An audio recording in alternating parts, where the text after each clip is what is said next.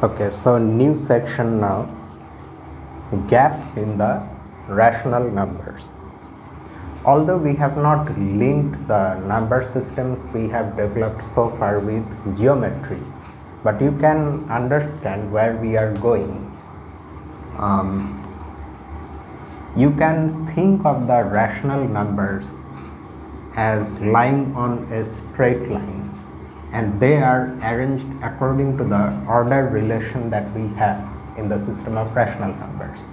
Precisely, the rational number x lies to the right of the rational number y if x is greater than y. In that sense, you can think of them as arranged on a line. Now, with this vague idea, we can better understand what is coming next. So let us but before that, you can see that in this sort of vague geometric interpretation of the rational numbers, the integers also get arranged because they are also rational numbers. Now, we are going to see how the integers and rationals are arranged, or specifically interspersing of integers by rationals. That is, how are rationals arranged with respect to integers. So there comes the first result of this section. This is proposition 441.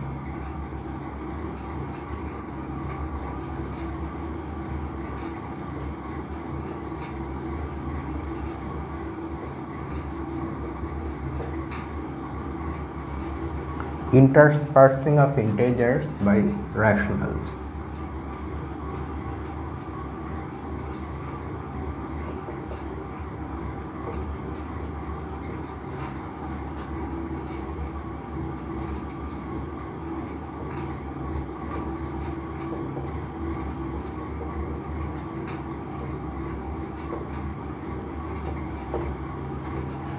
And the statement is this: let x be a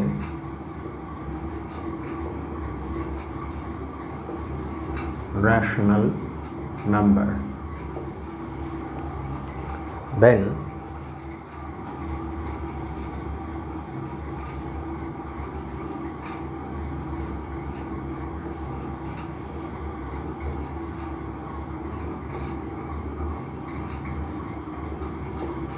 there exists an integer n such that n is less than or equal to x and x is strictly less than n plus 1, and in fact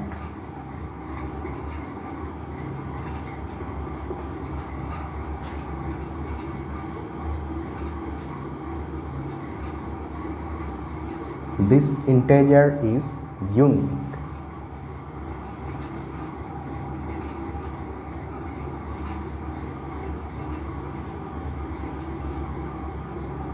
That is, there is exactly one n, or you can write if you want, for each rational x.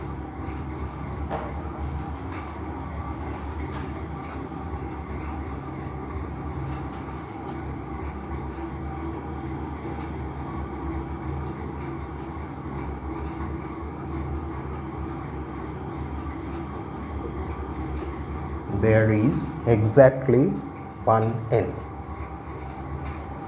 or only one n, same thing.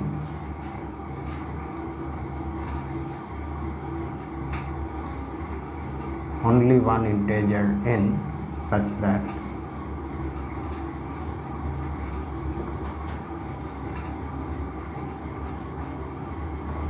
these inequalities are true. In particular,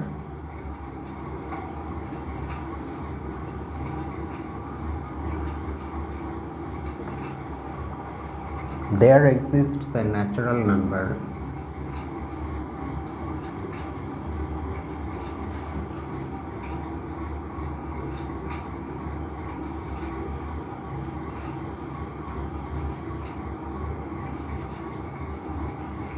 natural number n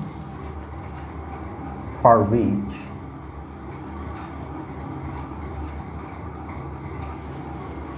n is strictly greater than x, and this also has another way of thinking of it, that is there is no such thing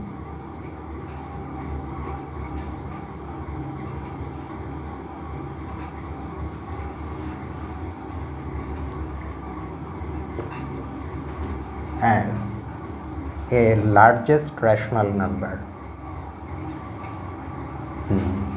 or in other words, there is no such thing as a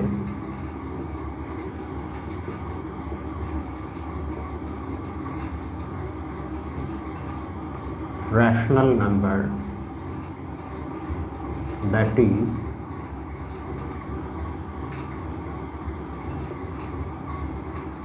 larger than every natural number.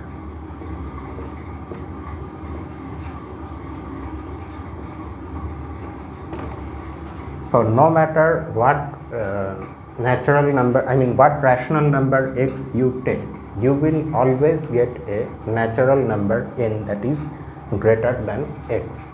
So there is no rational number that is greater than or equal to every natural number. That's what this second part says. Now there is a remark about this statement.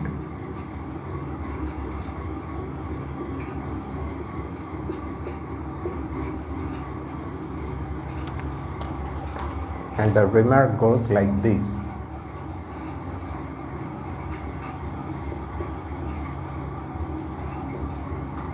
the integer n for which n is less than or equal to x and x is less than n plus 1 is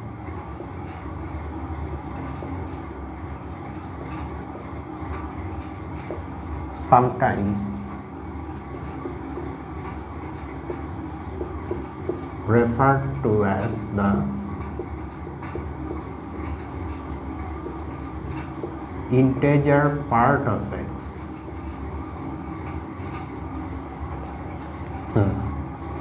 And is sometimes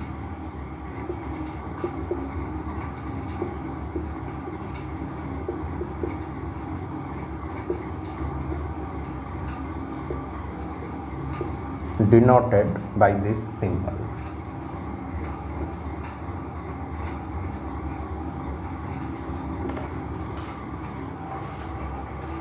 This you may already know from your previous calculus courses as the floor function. There is another one related to this, that is the ceiling function, or it has another name also. The floor function is called the greatest integer function and the ceiling function is called the least integer function. This function gives us the greatest integer less than or equal to the given input. Similarly, ceiling function gives us the least integer greater than or equal to the given input.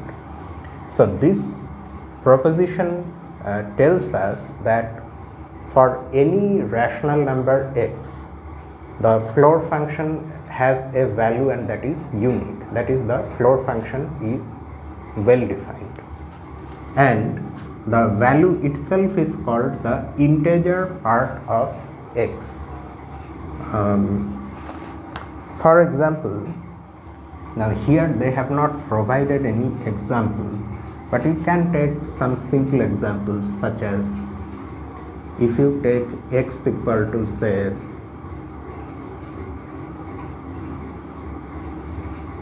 2.100, okay, but I am using decimal system to write this rational number.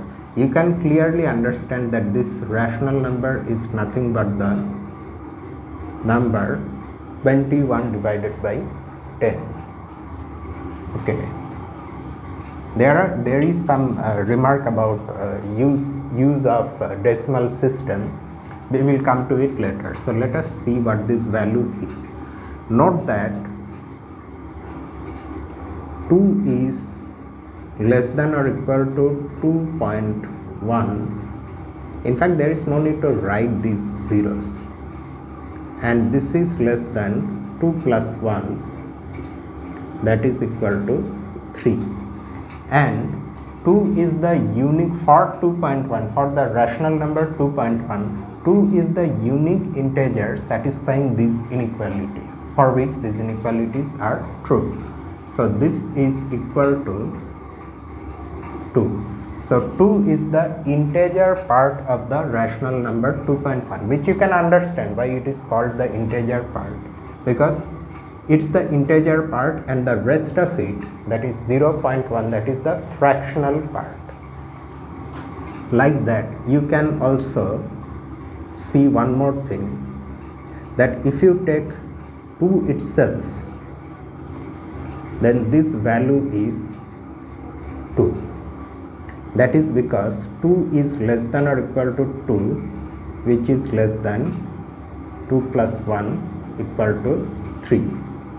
So these are the integer parts, and from this example, from this particular rational number, which is an integer, you can clearly see that if in place of x you have an integer itself, then the integer part is x itself.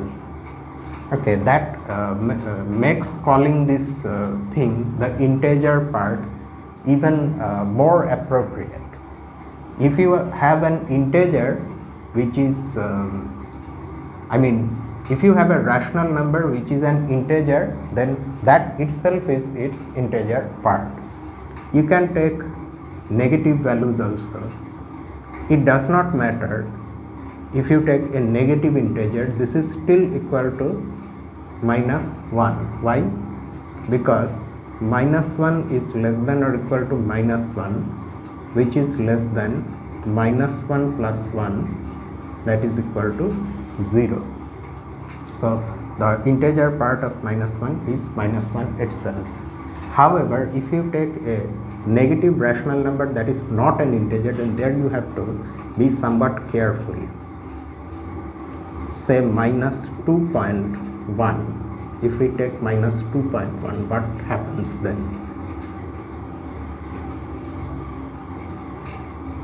Note that minus 3 is less than or equal to minus 2.1, which is strictly less than minus 3 plus 1, that is equal to minus 2. So according to these inequalities, the integer part of this rational number is minus 3. So don't think that the integer part is minus 2. Okay, according to our definition, it is minus 3. So as far as the negative rationals are concerned, the integer part, the positive ones may make you think that you just have to forget whatever is there after the decimal point, but that is actually not the case. When you come to negative rational numbers, then the definition gives you that part minus 1. In fact, you can see what will come. If you have a negative rational number, then you consider the integer part that you think is the integer part when you look at the rational number, which here it seems like minus 2. To that you add minus 1. However, if you have a positive rational number, then you don't have to add anything to it. But it's better to not use some such vague rules or formulas and memorize them to find this. It's always better to use the definition and see what the actual value is. Okay. Now, the proof is an exercise. So we won't do it here immediately. But we will look at some further results. And wrap this off also.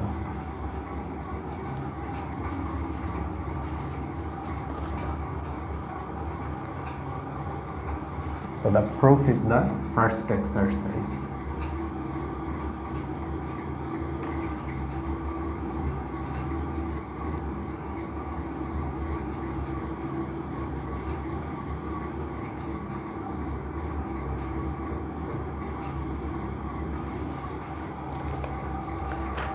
Like that, the next proposition tells us how the rationals are arranged with respect to rationals. So this is proposition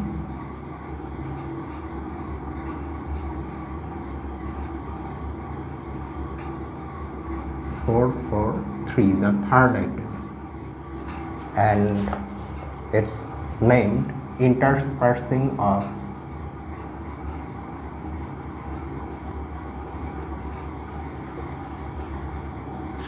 rationals by rationals.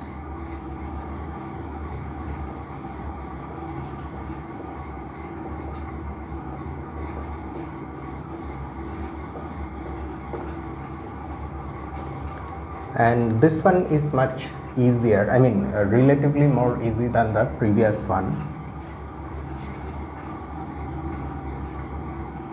If x and y are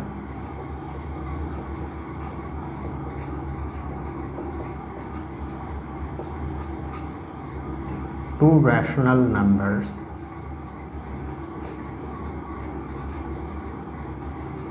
such that x is less than y,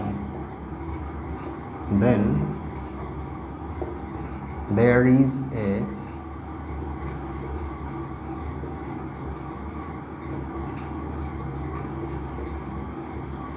third rational number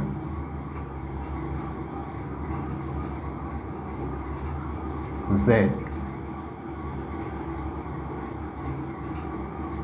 such that x is less than z and z is less than y. This result in particular tells us that if we encounter a rational number x, say, then there is no such thing as the next rational number to its right. If you claim that such a rational number is y, then you get a contradiction, because in between x and y you get another one. If you claim this to be the next rational number to the right of x, then between x and z you will get yet another one. So this property in particular tells us that there is no such thing as a next number, but besides that it also tells us, and because of this thing, that the rational numbers are arranged in a very dense manner. Between any two you can find a third one which is different from both of them, and the proof is not very difficult.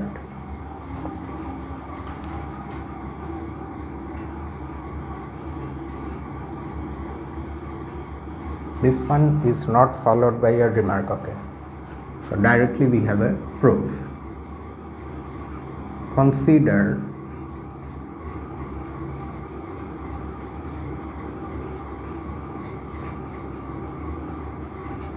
the rational number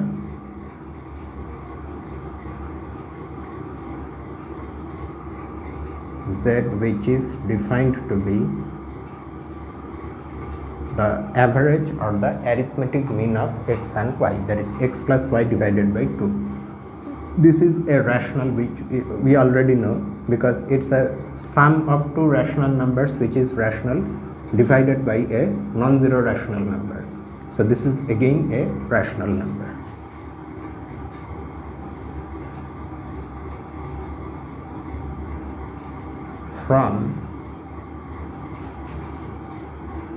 Now we are given this inequality.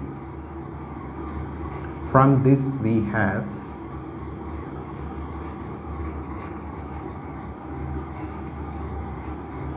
x divided by 2 is less than y divided by 2. Why?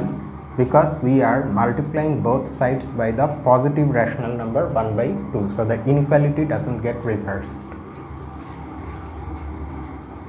Now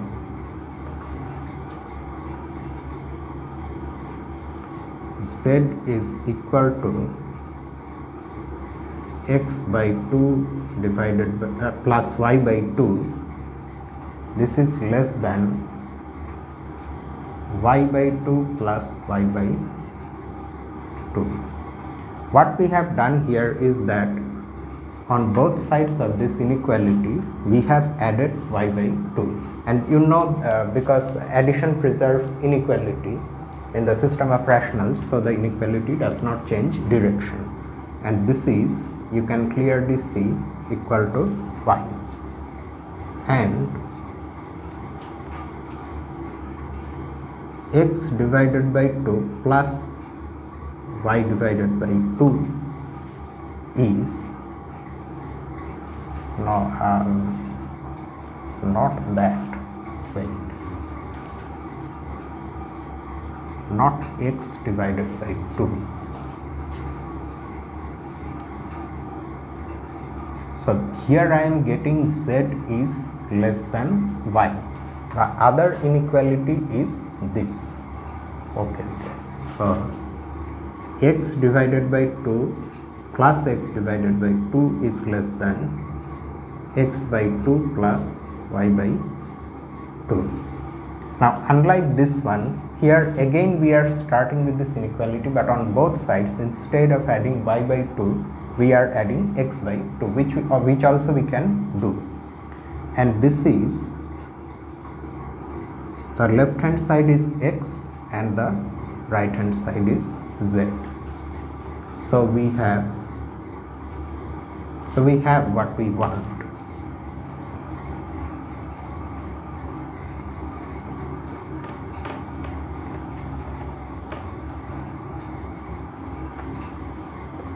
In the text, the author has referred to the appropriate results that have been used here, that is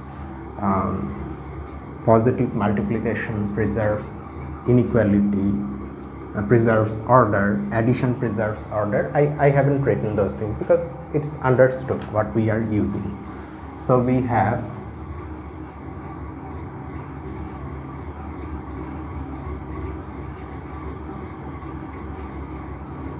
x less than z and z less than y. So that's it. So that is the, in fact this property is sometimes also known as the denseness property of the rational numbers. It tells us that the rational numbers are densely packed on a line, but despite this denseness property, despite having this denseness property, the rational numbers are not complete, in the sense that there are some places on the line where we fail to get a rational number. If you think of it geometrically, it won't make much sense, but the precise algebraic statement is this.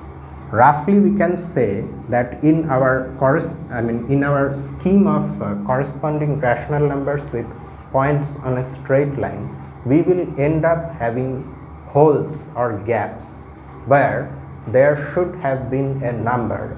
If you think of the line, then on the line you have points which are corresponding to rational numbers arranged according to the order relation, but some of the points won't correspond to anything back, okay, and those points are the gaps or holes in the system of rational numbers. However, this denseness property tells us that those holes or gaps will be in some sense infinitely small. They won't form a, what can you say, a line segment. If these things sound very vague, it's because they are right now. We haven't yet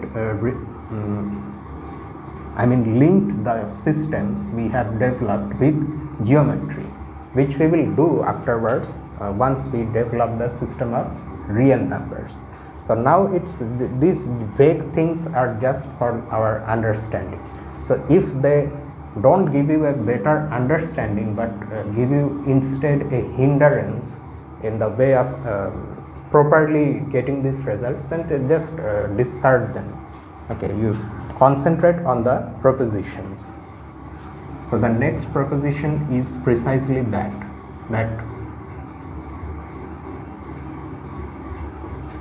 the system of rational numbers is not complete.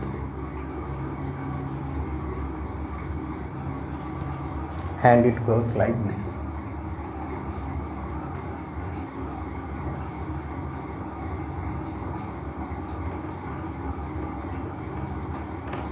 There does not exist a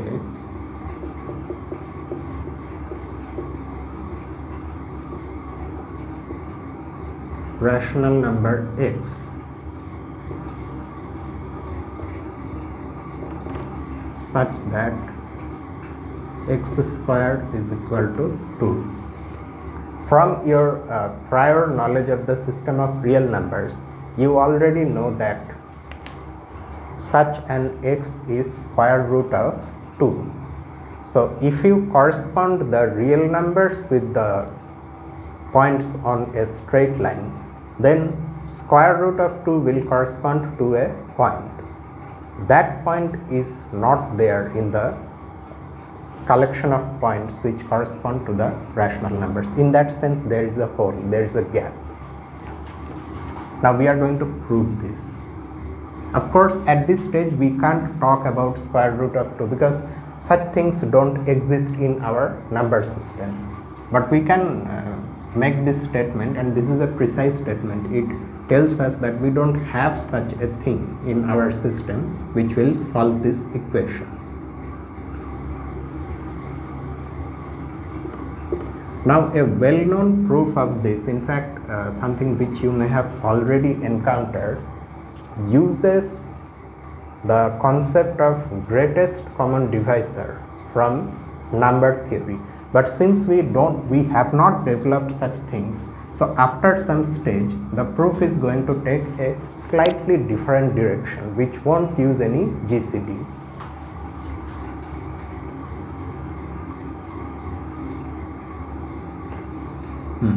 Suppose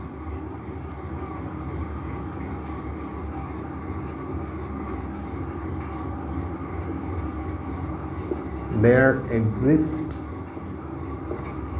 a rational number x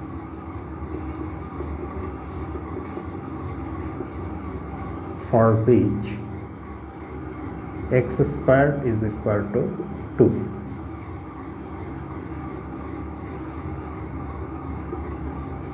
Clearly this x cannot be equal to 0 because 0 squared is 0 and we know that 0 is not equal to 2. Also, since x squared is equal to minus x whole square, so if this x is positive then fine. If it is negative, we can think of minus x in place of x. That is also a solution to this equation. So in any case, we will always get a positive rational number x for which x squared is equal to 2. Our supposition implies positivity also. We can assume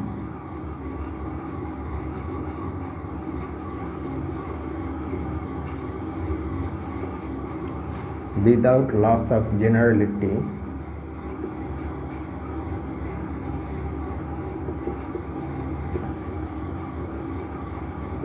that x is positive.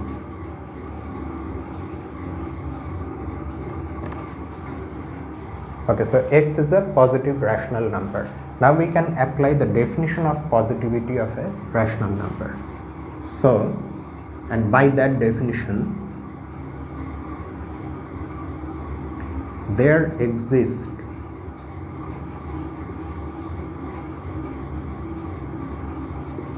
positive integers p and q such that x is equal to P divided by Q. Hence,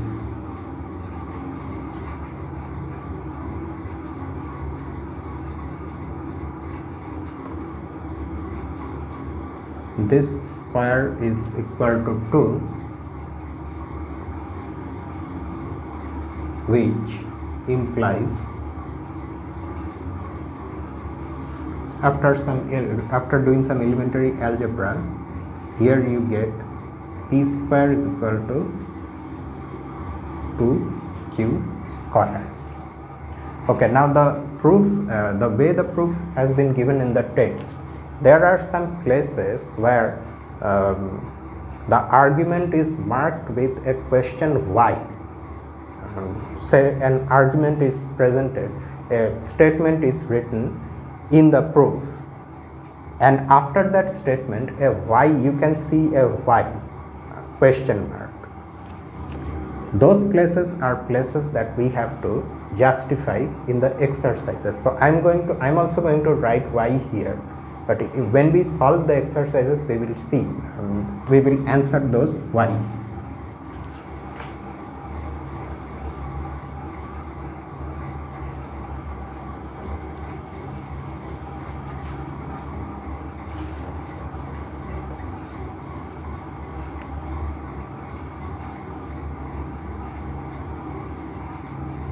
Okay, now at this stage we are going to define something which you without any doubt already know about even and odd integers, but since we haven't defined those concepts in this text, so we have to define it here.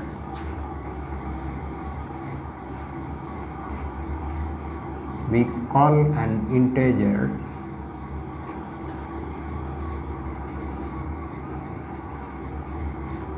even. Okay, let's name the integer also. We call an integer n even if n is equal to 2m for some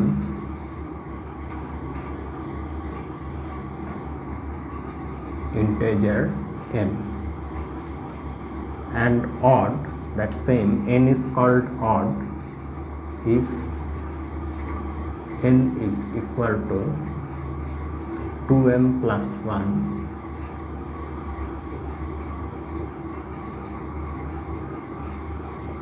for some integer m. Okay, now every integer is either even or odd, but not both at the same time. Now this is a statement that needs justification. Why? Also,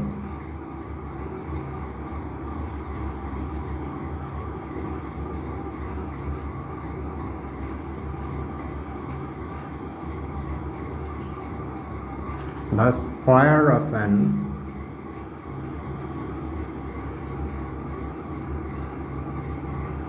odd integer is odd.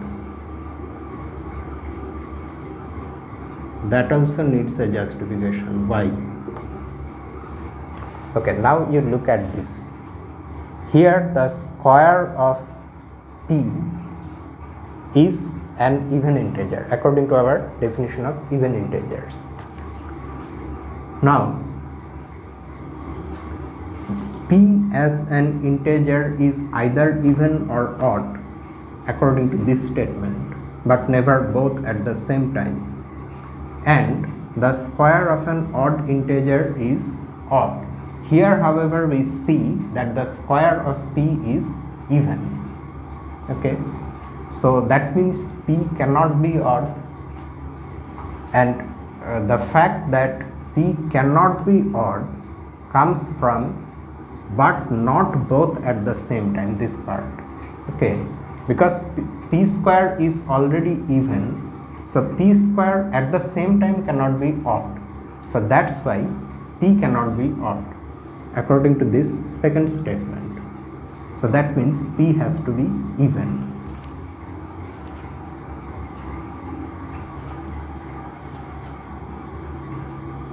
Since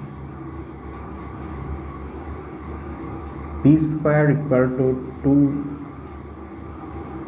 2q square is even, we thus conclude that p is even. Let p be equal to 2k, where k is a natural number. In fact, evenness of p does not require k to be a natural number. It requires k to just be an integer. But since p is positive, here you see positive integers p and q, so that's why in fact we can say k is a positive integer, because if we say k is a natural number, the possibility for k being 0 also is there, where k is a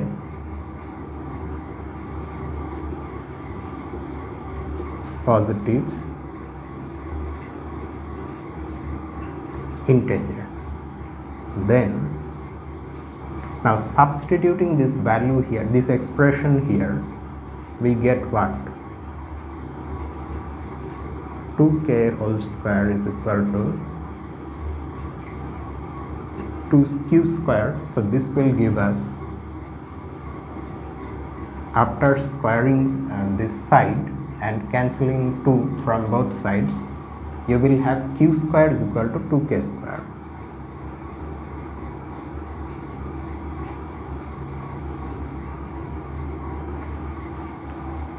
Okay, so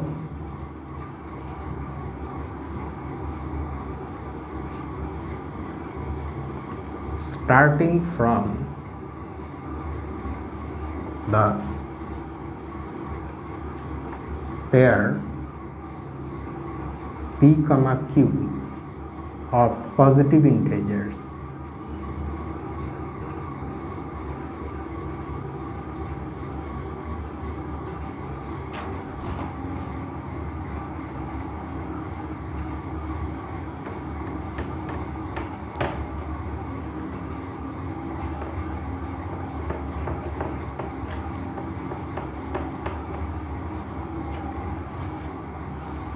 b, okay, that satisfy, that must also be mentioned, that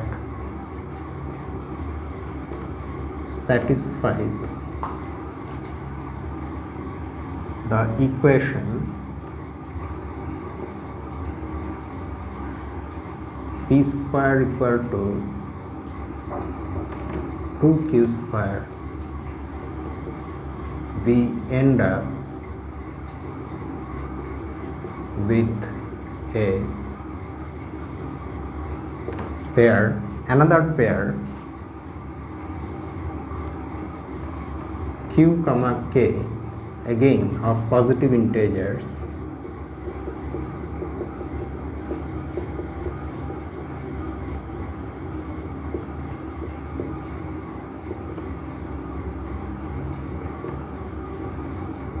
that satisfy the equation q square is equal to 2k square. Similar equation, in fact you can say the same equation, this equation x square is equal to 2y square, where x and y are both positive integers. Note that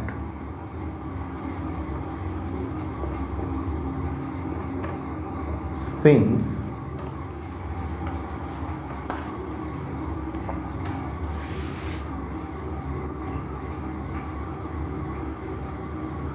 p square is equal to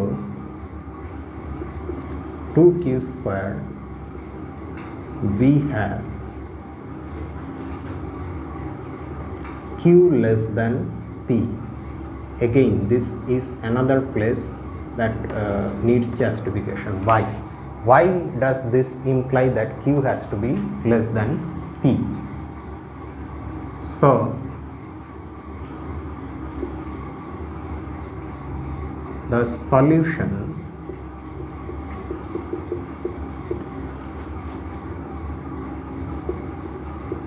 p comma q of p square is equal to 2q square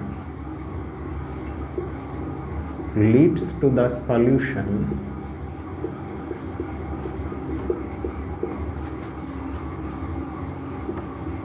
q comma k, or we can write like this to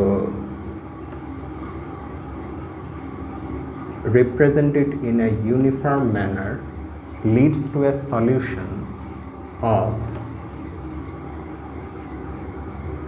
p prime square is equal to 2q prime square, where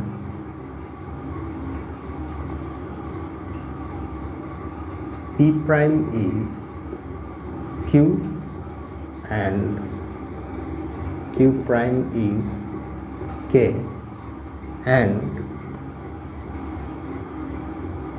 p prime is strictly less than p. Okay, so once we have one solution to this equation, then that leads to a second solution. The solution has two positive integers, that is fine, but we are getting a second set of numbers which also solves this equation, but where the first number, this one, is a positive integer and smaller than p. Continuing in this way,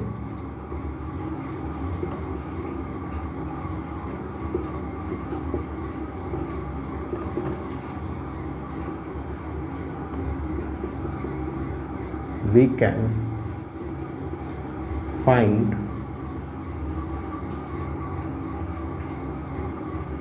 more solutions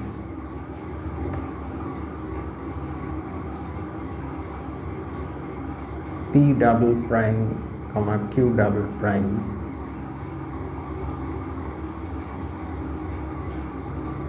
p triple prime comma q triple prime, etc. of the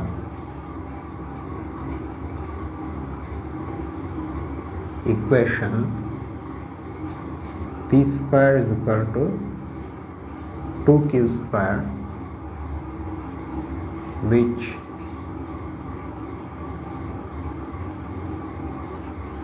consists of positive integers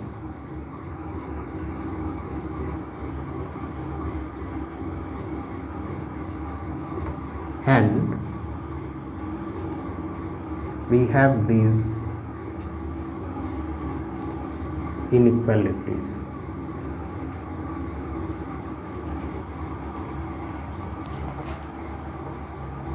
In fact, you can see that this process will never end, the process of finding new and new solutions. What you do, you have one solution, say this one, or say this one, then you conclude from here that p is even. You substitute an expression for p here, say 2k, that will give you another solution, where in place of p now you have q, which is smaller than p. Then you can repeat this process and get yet another solution where you get a positive integer smaller than q, then again another solution, and it goes like this. So you can see that in this way you can get an infinite sequence of positive integers where each term is smaller than the previous term, and this is greater than the other terms that will come after this. Okay, let me put some ink.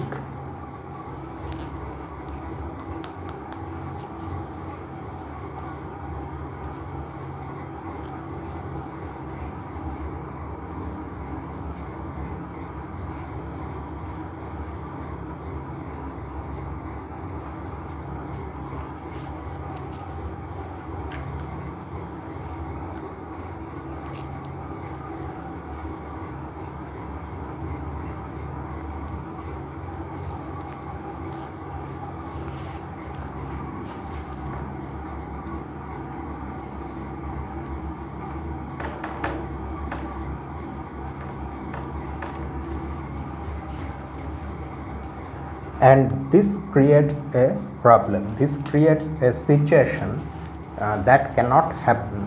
We cannot have a strictly decreasing sequence of positive integers without any end.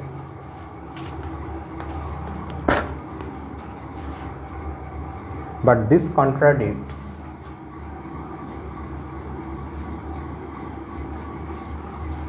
here I wrote more solutions. Let us be more precise. Infinitely many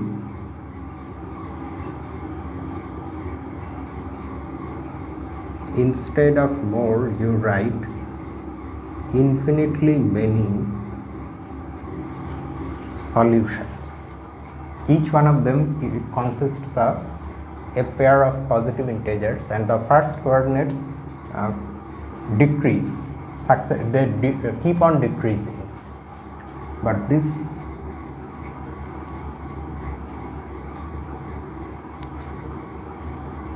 contradicts the principle of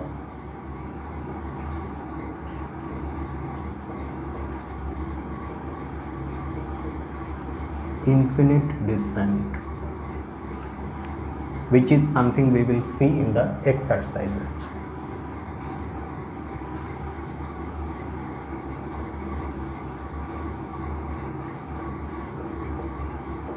See the second exercise.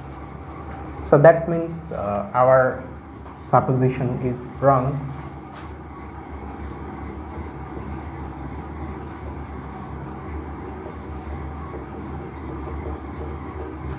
So our supposition is wrong, that is,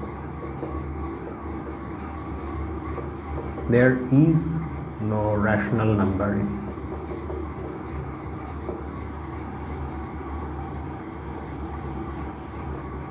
x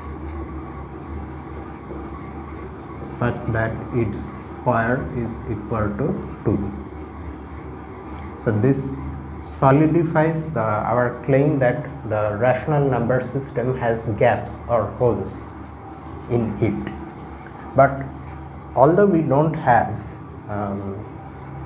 a rational number whose square is 2, but we can make the squares as close to 2 as we want. And the precise statement is this, that is, we can find rational numbers x whose squares become, they always stay less than 2, but they get closer and closer to 2.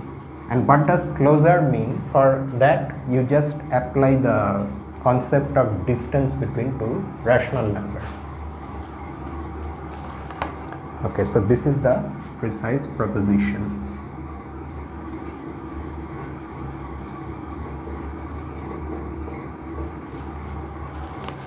Four, 5.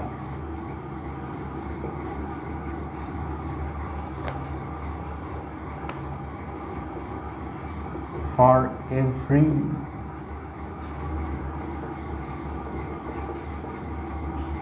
rational number epsilon greater than 0,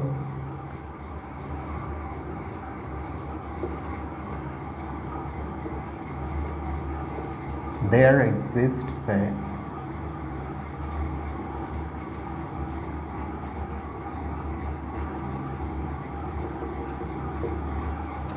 non-negative rational number.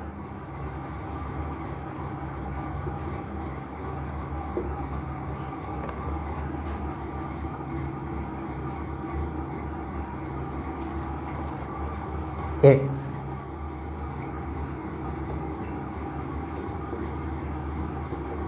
such that x square is less than 2 and 2 is less than x plus epsilon whole square. Okay, so you can make x plus epsilon close to x by choosing epsilon very small, and by small we mean by choosing it very close to 0. So then the square still is greater than 2, but because epsilon becomes smaller and smaller, the distance between x and x plus epsilon, which is epsilon, keeps getting smaller. So these numbers become smaller and smaller, but their squares remain greater than 2. Correspondingly, the squares also become smaller and smaller. Okay, so now let us look at the proof. This proof is also by the method of contradiction. So we have to prove that for every such epsilon, there exists a non-negative rational number x for which these inequalities are true. Suppose this is not true, this statement is not true. So we start by considering that rational number. Let epsilon be a positive rational. Let epsilon be rational. Suppose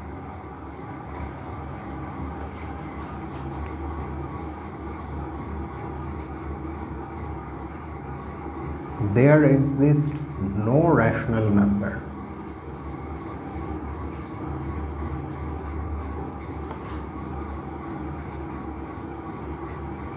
x such that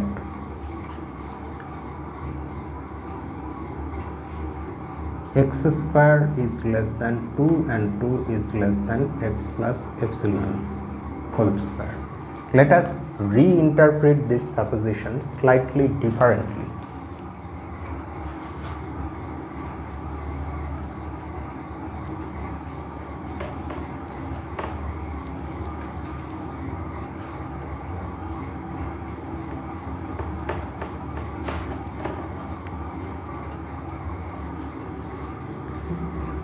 This means that if we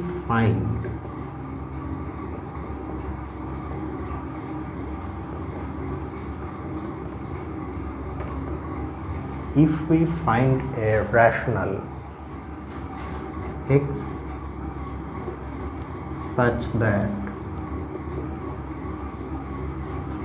x square is less than 2, then we must have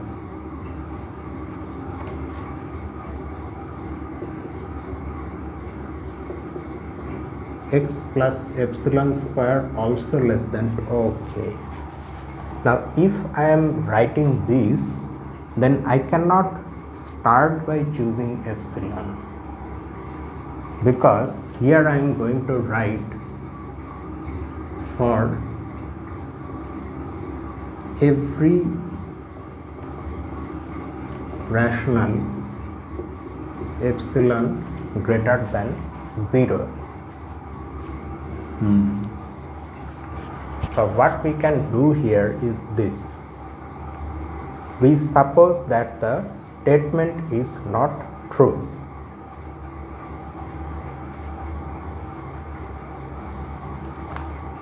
It's been written in a somewhat confusing way. Then we also have this.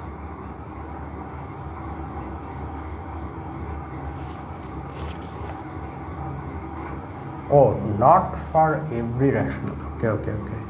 I think I interpreted this wrongly.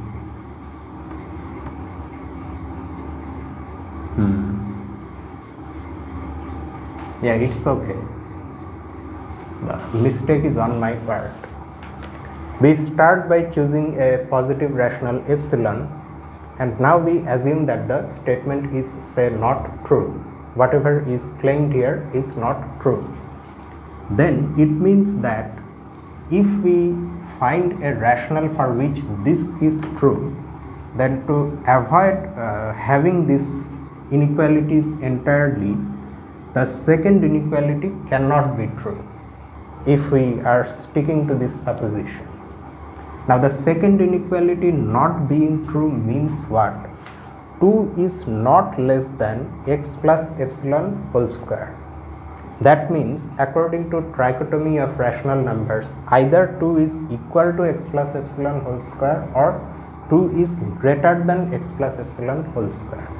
But note that 2 cannot be equal to x plus epsilon whole square because x plus epsilon is a rational number. So if we assume that its square to be equal to 2, then we are contradicting the previous proposition which says that there is no rational whose square is 2. So we have to mention that. Note that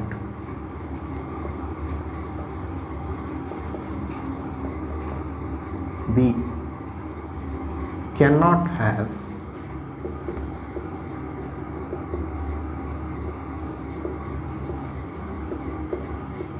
this equal to 2 since otherwise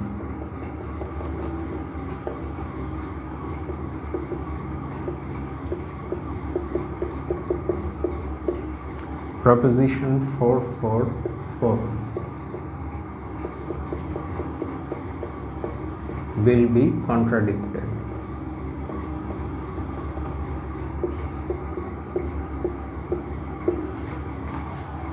So that's why this choice is legitimate. Now 0 is a rational such that 0 square which is equal to 0, this is less than 2. So that means 0 plus epsilon whole square should also be less than 2. This means, or this implies,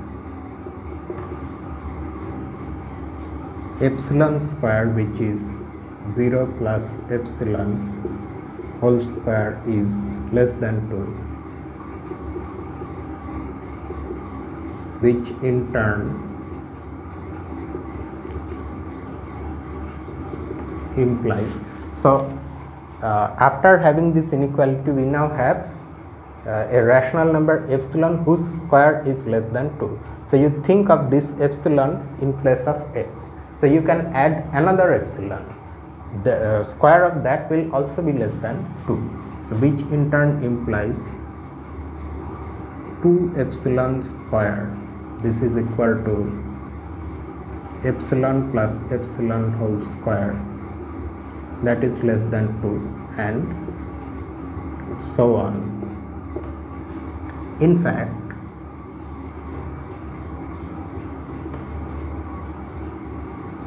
one can easily prove by induction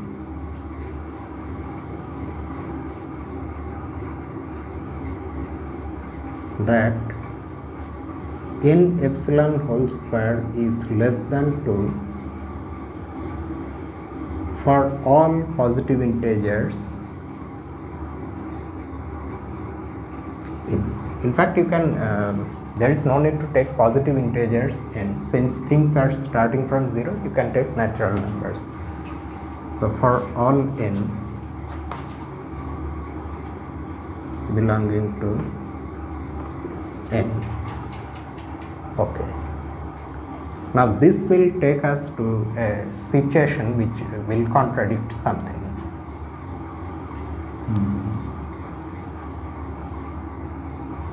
Now n is our choice. In place of n we can take any natural number. By what was that proposition? The first one, 441. By that was a proposition? Yes.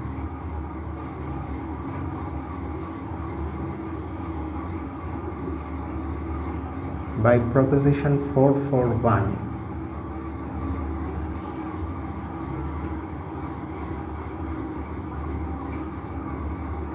there exists a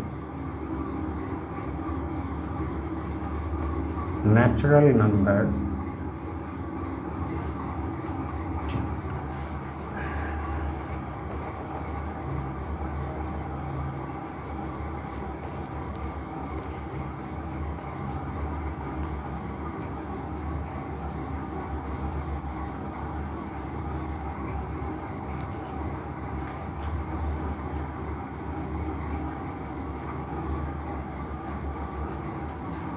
there exists a natural number n that is greater than 2 divided by epsilon. Will it work for us? Yes, n greater than 2 divided by epsilon. For this n, we have, for this n also can be put here, we have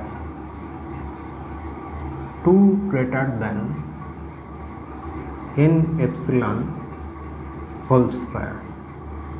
So now you can see that n epsilon, okay, let me just simplify this, n square epsilon square. So n is greater than 2 divided by epsilon, so n square will be greater than 2 square divided by epsilon square times epsilon square. So this is equal to 4, and this is a contradiction. 2 is not greater than 4, which is a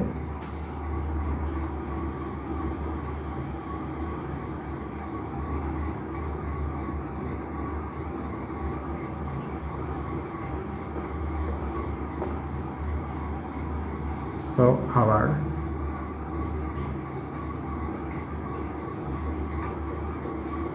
supposition is wrong.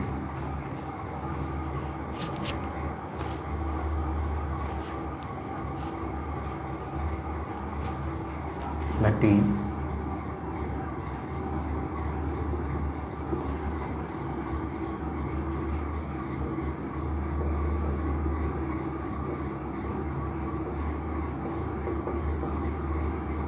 there exists a rational x such that x square is less than 2 and this is less than x plus epsilon square. So here the proof ends. Now after this there is an example illustrating this, the situation of this proof, or rather the situation of the statement itself.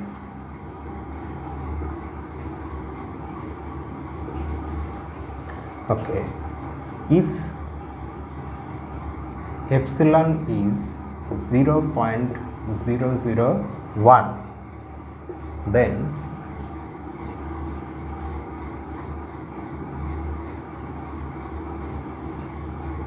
we can take this value of x 1.414, since x square turns out to be equal to 1.999396 and x plus epsilon whole square becomes this 2.0022225, and here there is a remark about the use of the decimal system, and the specific remark, it appears as a footnote in the text. The specific remark is this: we will use the decimal system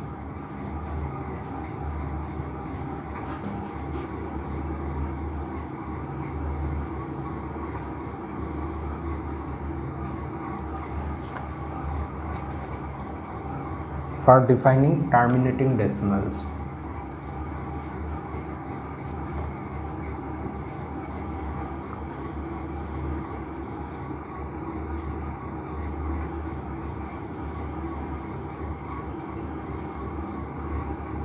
This is something we discussed beforehand also when we were constructing the system of natural numbers itself. There we said that although we are going to not use the decimal system, but we are still going to use it, I mean at least the symbols in writing the natural numbers. But since there we were confined within the natural numbers themselves, so the symbols were okay. But here the symbols are somewhat more involved. We have now come to rational numbers. So as far as rationals are concerned, in the examples that we encounter where we have to write the rational numbers, some actual concrete rational number, we are going to use the decimal for cases where we have terminating decimal, that is the rational numbers whose decimal expansion ends in an infinite string of zeros, as opposed to the ones that are recurring decimals. For example, this one, if you express it in decimal system, it will become this, and the string of threes goes on and on. We are not using the decimal system in such a situation.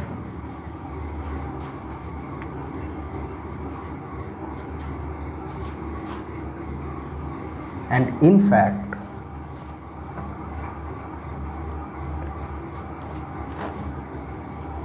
for instance,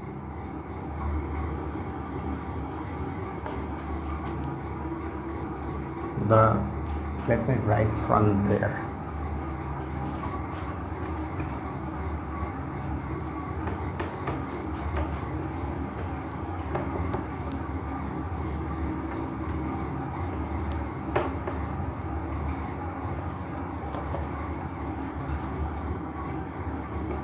.414 means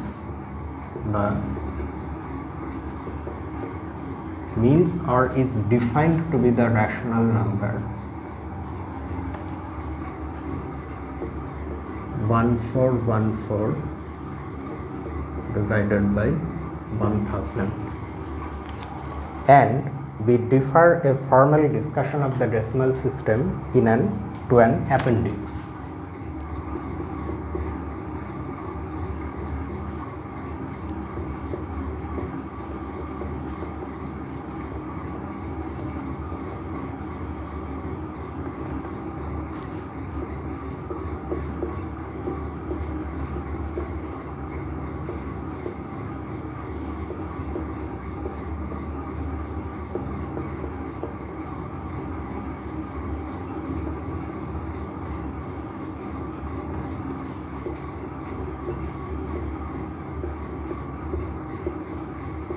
Appendix B. Okay, we will see.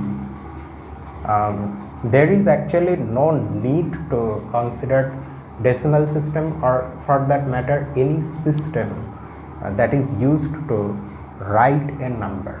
represent a number, or that is used to formulate symbols for representing a number in order to develop analysis. Instead of decimal, we have already said this, but again I am saying, instead of decimal system, if you use octal system, hexadecimal system, or even binary system or some other system, Roman numerals, then also you will get the same results of analysis. Okay, now a very important observation about this whole thing, proposition 445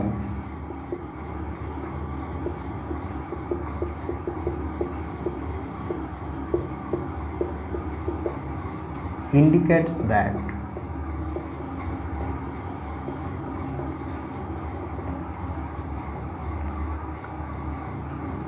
while the system of rationals Q does not have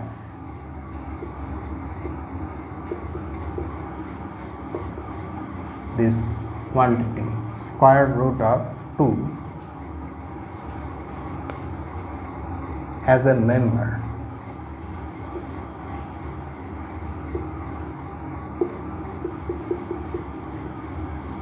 we can get as close to this square root of 2 as we wish.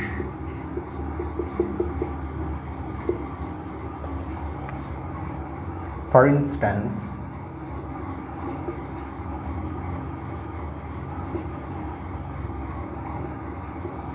the sequence 1.4, 1.41, 1.414, 1.4142,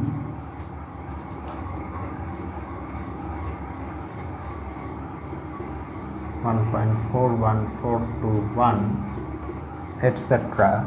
of rational numbers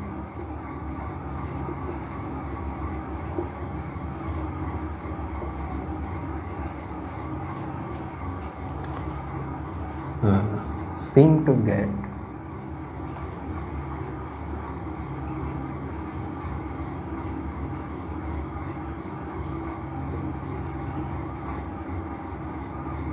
closer and closer to square root of 2, but this statement has no meaning because we don't know what square root of 2 is. So how are we saying that these things are getting closer and closer to square root of 2? In the sense that their squares are getting closer and closer to 2.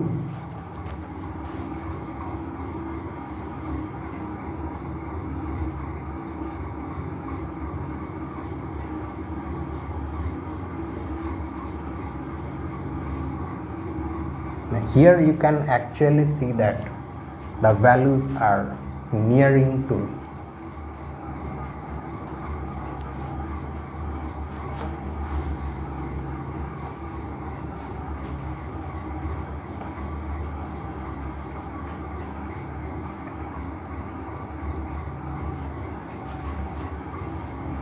And the squares are this: 1.96, then 1.9881, 1.99396, then 1.99996164.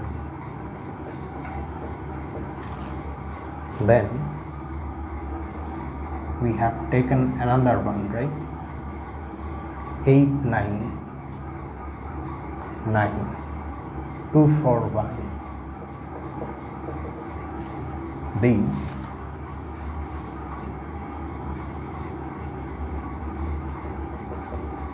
are getting closer and closer to 2. Okay. Okay, that we can see from here itself. Thus,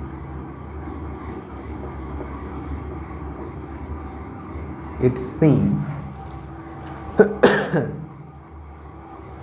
that we can create a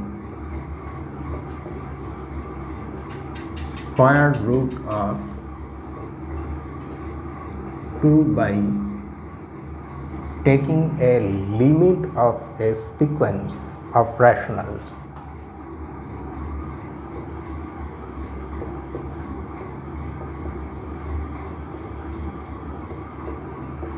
Since we don't yet know what limits are, we are trying to get a vague understanding of this concept. A limit is something, you look at this sequence of rationals, its limit is something where it will, the values are going towards that thing. Okay, in that vague sense, you think of limits right now. And we are going to use that vague sense to in fact define what square root of 2 is. A limit of a sequence of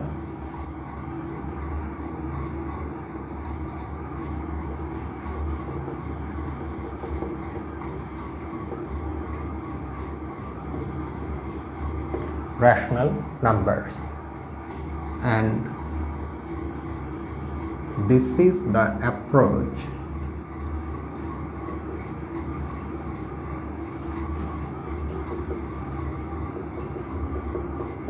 we will take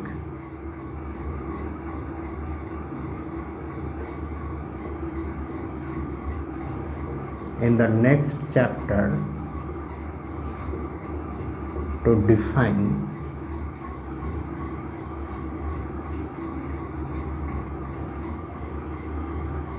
real numbers, because this is the last section on integers and rationals.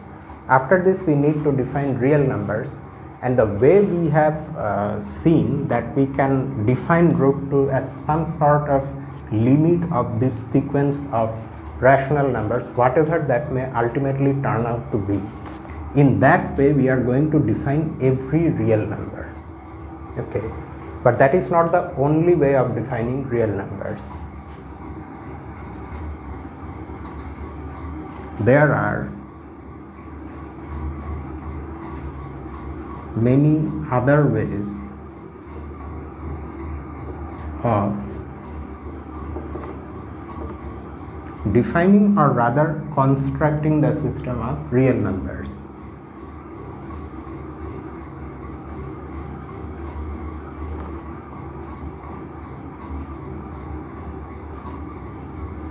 One such way is using some things called Dedekind cuts, which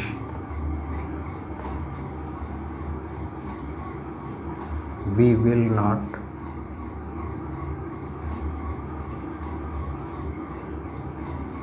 discuss here.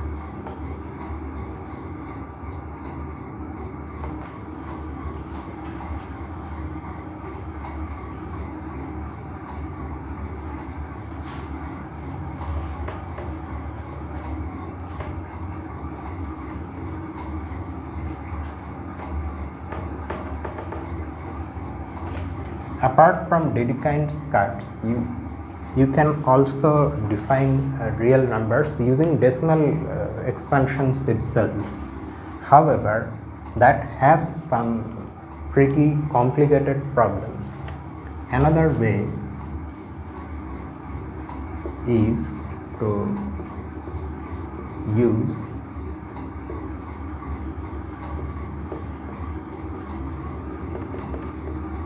decimal expansions. Even that's how we are introduced to real numbers. We are told that real numbers are numbers that have decimal expansions. This is a vague definition. If one wants to develop it properly, then one needs to put a lot of effort. But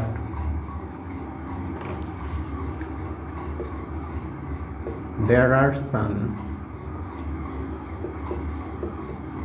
quite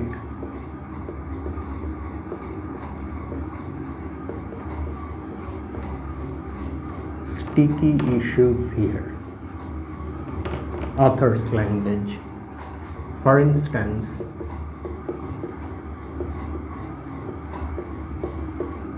one needs to tell why the two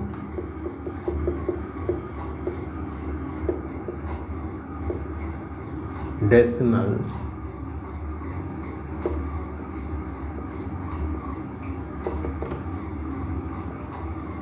and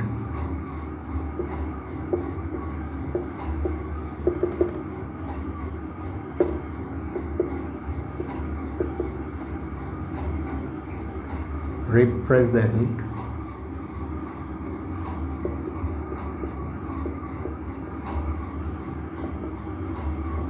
the same real number, etc. Like this, there are many other things that need to be taken care of. So we will not use decimal expansions to define or construct the system of real numbers, but rather the other way around. We will develop the system of real numbers using, defining them as some sort of linear subsequences of rational numbers, and then in appendix B we will look at how that definition can be used to in fact define decimal system itself. Okay, so that we will see. So this section ends here, minus the exercises. We will look at the exercises in the next video. So with this I end the video here. If you are new here, please subscribe to my channel, A Mathematical Room. So with that I sign off for today. Have a nice day.